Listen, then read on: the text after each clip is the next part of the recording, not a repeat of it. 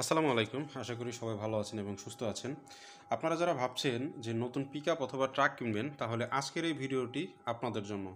তাই সম্পূর্ণ ভিডিওটি দেখবেন, আপনারা অনেক ইনফরমেশন পাবেন যে কী গাড়ি কেন কেনা উচিত। তো যাই হোক, যারা আমাদের এই চ্যানেলটিতে নতুন এসেছেন তারা অবশ্যই আমাদের চ্যানেলটি সাবস্ক্রাইব করে আমাদের সাথে থাকবেন। তো শুরু করা যাক আমাদের বিস্তারিত আলোচনা। শুরুতেই আসি, আপনি কী গাড়ি কিনবেন, নতুন গাড়ি নাকি পুরাতন গাড়ি? এবং যদি নতুন হয় কোন ব্র্যান্ডের কিনবেন, বা পুরাতন হলেও কোন ব্র্যান্ডের কিনবেন, বা কত টনের কিনবেন? গাড়ি কেনার আগে আগে আপনার বুঝতে হবে যে আসলে আপনি গাড়ি দিয়ে কী করবেন। আপনার নিজস্ব কোনো ব্যবসা আছে, নাকি আপনি কোনো ড্রাইভারের কাছে দিবেন, নাকি আপনার কোনো পরিচিত আত্মীয় স্বজনের কাছে দিবেন গাড়ি চালানোর জন্য? আমার কাছে অনেক ফোন আসে, বিশেষ করে প্রবাসী ভাইদের থেকে, যে আমার এলাকায় আমার ছোট ভাই ব্রাদার আছে, অথবা আমার আত্মীয় স্বজন আছে, অথবা আমার একটা পরিচিত ড্রাইভার আছে। তো আমি একটা গাড়ি কিনে দিলে তারা হয়তো বা এটা পরিচালনা করে আমার কিছু একটা প্রফিট থাকবে কি না, মানে বাইরে থাকা অবস্থায় চিন্তা করে বাংলাদেশে একটা অ্যাসেট তৈরি করার জন্য, যেটা মানে গাড়িটাকে তারা সবচেয়ে সহজ মাধ্যম হিসেবে মনে করে। তো আগে আপনার বুঝতে হবে আপনি গাড়িটা কেন কিনবেন এবং এটাকে কীভাবে আপনি ব্যবহার করতে চাচ্ছেন। নিজস্ব যদি ব্যবসা থাকে তাহলে নিজস্ব ব্যবসায় খাটানোর পরেও যদি আলাদা যদি ভাড়া পাওয়া যায় সেটা বেস্ট।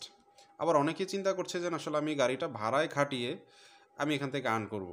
আবার অনেকে চিন্তা করছে যে আমার একজন পরিচিত ড্রাইভার আছে, অথবা আমার পরিচিত কিছুই নেই, বাট আমি এই গাড়িটা কিনবো, কেনার পরে ড্রাইভার নিয়োগ দিব, ড্রাইভার নিয়োগ দিয়ে এই গাড়িটা ভাড়ায় খাটিয়ে আমার টাকা ইনকাম করতে হবে।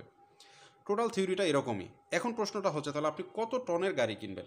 কত টনের? আপনার যদি নিজস্ব ব্যবসা থাকে, ব্যবসার পরিধি অনুযায়ী আপনি গাড়ি কিনতে পারেন। সেটা 775 কেজি হতে পারে, 1 টন হতে পারে, এখন বর্তমানে 1200 কেজির গাড়ি পাওয়া যায়, সেটা হতে পারে, 1.5 টন হতে পারে, 3 টন হতে পারে। যেহেতু আমরা 3 টন পর্যন্ত আজকে আলোচনা করব, কারণ এর অধিক যে টন সেগুলো নিয়ে আরেকদিন আলোচনা করব। 3 টন নিয়ে আলোচনা করব কী কারণে? কারণ এই 775 কেজি থেকে 3 টন গাড়ি পর্যন্ত মোটামুটি অ্যাভেলেবেল এই জিনিসগুলো গাড়ি মানুষ বেশি কেনে এবং বেশি বিক্রি হয়। বিশেষ করে 775 কেজি থেকে 1.5 টন পর্যন্ত প্রচণ্ড পরিমাণে বিক্রি হয়, এবং রাস্তাঘাটে দেখবেন আপনি এগুলো প্রচণ্ড পরিমাণে চলে। তো গাড়ি কেনার সময় আগে আপনার বুঝতে হবে যে আপনি কোন কাজে খাটাবেন। আপনার এলাকায় সেটা ঢাকা হতে পারে, ভোলা হতে পারে, সেটা রাজশাহী হতে পারে, চট্টগ্রাম হতে পারে।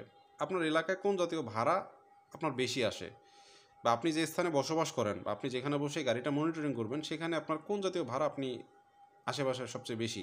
সেটা হতে পারে ছোটোখাটো সবজির ট্রিপ, আবার হতে পারে আপনার পাইকারি এক বড় বাজার আছে, আপনি 1.5 টন গাড়ি ইউজ করতে পারবেন।